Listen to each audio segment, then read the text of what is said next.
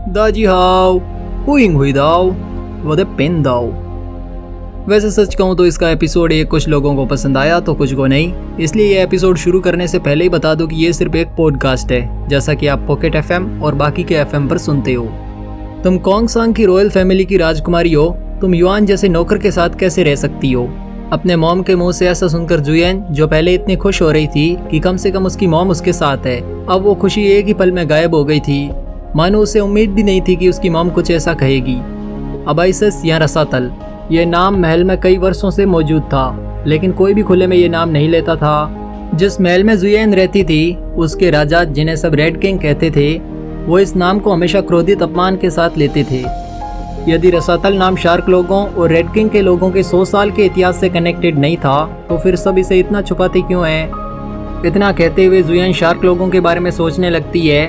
Blue सी के इन लोगों को इतने सुंदर चेहरे देवताओं द्वारा दिए गए थे, वो इतने सुंदर थे कि हर लड़की उन्हें पसंद करे।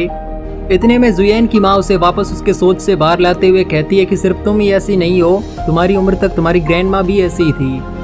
अपनी माँ से ग्रैंड माँ के बारे में सुनकर जुयन पूछती है कि ग्रैंड माँ को क्या हुआ था। राजकुमारी की माँ एक पल के लिए चुप हो गई थी। कहीं ना कहीं उन्हें इस बात का अफसोस हो रहा था कि उन्होंने ये बात क्यों छेड़ी। उन्होंने अपना सिर हिलाया और टॉपिक बदलते हुए जुयन से कहा कि अगर ऐसा नहीं होता तो तुम्हारे पिता तुम्हारी और बाकी 6 राजकुमारियों की शादी इतने जल्दी में क्यों करवाते, और तुम तो सभी राजकुमारियों में सबसे सुंदर हो। जुयन समझ जाती है कि उसकी माँ उसे उसकी ग्रैंड माँ के बारे में नहीं बताना चाहती, शायद इसीलिए उसकी माँ ने टॉपिक चेंज किया है। इतना सोचते हुए जुयन अपनी माँ से कहती है कि क्या मैं बाई कबीले की राजकुमारी जुयिंग से भी ज़्यादा सुंदर हूँ? मुझे तो ऐसा नहीं लगता। अब तक हमारे कोंगसांग में जितनी भी रानियाँ और राजकुमारियाँ हैं, वो सब बाई कबीले से है। क्या आप मुझे हमेशा इसी जगह रखना चाहती है? राजकुमारी की माँ उसे समझाते हुए कहती है कि जब मैंने तुम्हारे पिता से मैरिज की थी तो मेरा ओहदा सबसे ऊपर नहीं था, फिर भी देखो आज मैं यहाँ पर हूँ। क्या तुम्हारा यही सोचना है कि किसी ऐसे के साथ रहना सही है जिसे आप पसंद करते हो? क्या ये इतना ज़रूरी है? हाँ, ये ज़रूरी है। आपकी मैरिज होने से पहले पिताजी ने किसी और से भी मैरिज की थी, और वो औरत जब तक मर नहीं गई तब तक उसने आपको टॉर्चर किया। मैं नहीं चाहती कि मेरे साथ भी कुछ ऐसा हो। जुयन के मन में जो भी आया वो उसने बोल दिया, पर उसे एक डर ये भी था कि कहीं उसकी ये बातें उसकी मॉम को फिर से उसके पुराने दिन याद ना दिला दे और फिर से वो दुखी ना हो जाए। जुयन की माँ बहुत टाइम तक चुप रहती है, फिर जुयन से कहती है कि तुम ऐसा कैसे सोच सकती हो? अगर तुम मैरिज नहीं करना चाहती तो जाकर अपने पिता से इस बारे में बात करो। मैं तुम्हें बेहतर जानती हूँ, अगर तुम अपने पिता को समझा सको तो शायद वो शार्क लोगों को जिंदा छोड़ दे। वो अभी भी उन शार्क से बहुत नाराज़ हैं क्योंकि उन्होंने आपको पसंद करने की भूल की है। वैसे भी इस महल के लोग बहुत टाइम से शांति से रह रही हैं, अब तुम हंगामा ना करो और उनकी शांति ना तोड़ो, ऐसा कैसे हो सकता है? अपनी माँ की बातें सुनकर जुयन और भी ज़्यादा दुखी हो जाती है। एक तरफ वो युआन के साथ रहना चाहती थी, पर उसके पिता ऐसा नहीं चाहते थे, और जो उसके पिता चाहते थे जुयन वो नहीं चाहती थी। हाँ, अगर इस टाइम वो अपने पिता से इस बारे में बात करे तो शायद कुछ हो सकता था। तुम बचपन से ही खराब हो गई हो, राजकुमारी की माँ ने राजकुमारी का सिर हिलाते हुए कहा।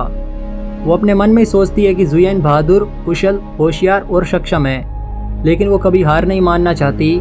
अगर वो एक लड़का होती तो उसके पिता बहुत खुश होते, पर वो एक लड़की है और अपने पिता के सपने पूरे नहीं कर सकती। जुयन अपनी माँ के हाव भाव देख समझ जाती है कि उसकी माँ क्या सोच रही है। वो अपनी माँ से नाराज़ होते हुए कहती है कि क्या अब ये भी मेरी गलती है कि मैं एक लड़की हूँ? ये मेरे पिता की गलती है कि वो एक लड़के को जन्म नहीं दे सके।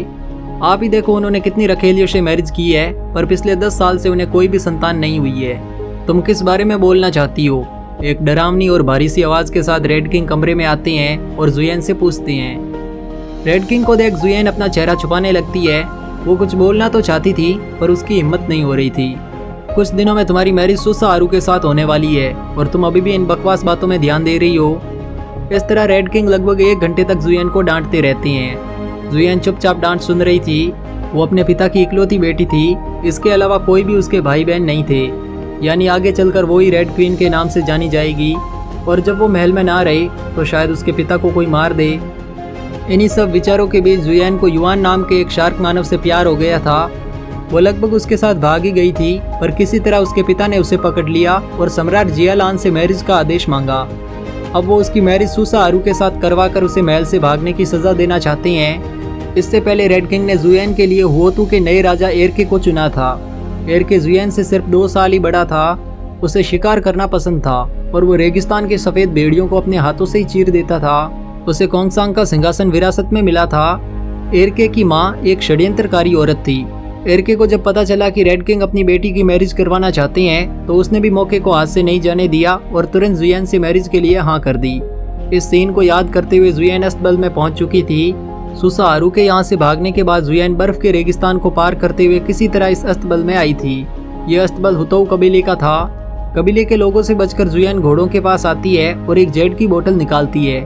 जैसे वो उस बोतल को खोलती है तो उसमें से एक हल्का काला धुआं निकलता है, जिसे सूंघकर सारे घोड़े बेहोश हो जाते हैं। अब जुयेन उस जेड की हेयरपिन को बाहर निकालती है और बर्फ में गड्ढा करने लगती है। उस जेड बॉन द्वारा बर्फ खोदने पर लोहे के टकराने जैसी आवाज आ रही थी। जेड बॉन से जुयेन एक गोल गड्ढा बनाती है और उसमें खुद को छुपा लेती है। यह गड्ढा कुछ इस प्रकार से बनाया गया था कि बाहर से देखने पर उसका पता लगा पाना बहुत मुश्किल था। जुयेन उस बर्फ में छोटा सा छेद बनाती है जिससे वो देख सके कि गड्ढे के बाहर क्या हो रहा है। अब जुयेन कुछ मंत्र बोलने लगती है। अब तक जुयेन ने जितने भी मंत्र सीखे थे उनमें सबसे मुश्किल था फामू।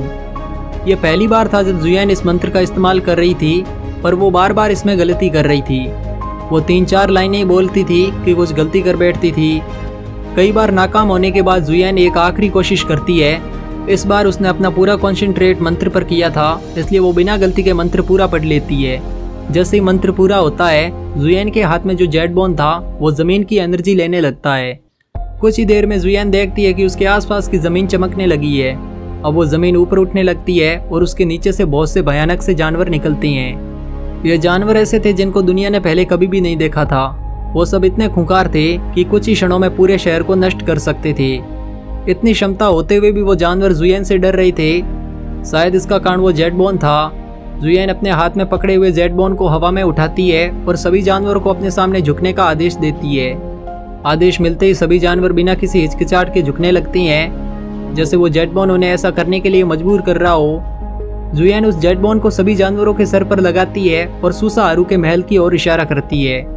आदेश मिलते ही सारे जानवर सुसा हारू के महल की ओर भागने लगते हैं। उन्हें देखने से ही मालूम हो रहा था कि वो सब जानवर महल को नष्ट करने जा रही हैं। जुयेन भी अब वहाँ से निकलने लगती है। इसका एक कारण यह भी था कि वो खुद अपनी आंखों से इस तबाही के मंजर को नहीं देखना चाहती थी। जुयेन वापस अस्तबल में आती है और वहाँ पे सबसे अच्छा घोड़ा चुनती है जो हवा की रफ्तार से भाग सके। जैसे ही जुयेन वहाँ से जाने लगती है तो उसे ऐसा लगता है मानो कोई उसके पीछे है। जब वो पीछे मुड़ती है तो उसके पीछे अंधेरे के अलावा और कुछ भी नहीं था। उसे अभी भी एक अजीब सी आवाज़ सुनाई दे रही थी, जैसे कोई लोहे की कील से ज़मीन पर खरोंचे मार रहा हो। जुयेन देखती है कि वहाँ अंधेरे में से 2 आंखें लगातार उसे ही घूरे जा रही है। जुयेन किसी तरह अपने आप को संभालती है और डरते हुए उन आंखों की ओर बढ़ने लगती है। करीब जाने पर जुयेन देखती है कि वो आंखें एक बच्चे की है जो लगभग 6-7 साल का था। शायद वो भूखा था। उसके पीले छोटे चेहरे में चमकदार आंखों की एक जोड़ी के साथ, जो विशेष रूप से बड़ी दिखती थी, गहरे नीले पुतली और एक गंदा सा चेहरा था। कोई भी ये नहीं बता सकता था कि वो लड़का था या लड़की। वो बच्चा अभी भी जुयेन को एकटक देखे जा रहा था। इसी के साथ एपिसोड यहीं समाप्त होता है। आगे का एपिसोड अगले सोमवार को शाम तक अपलोड किया जाएगा। तो मिलते हैं नेक्स्ट एपिसोड में। बाकी एपिसोड कैसा लगा कमेंट करके ज़रूर बताना। शी शोगान।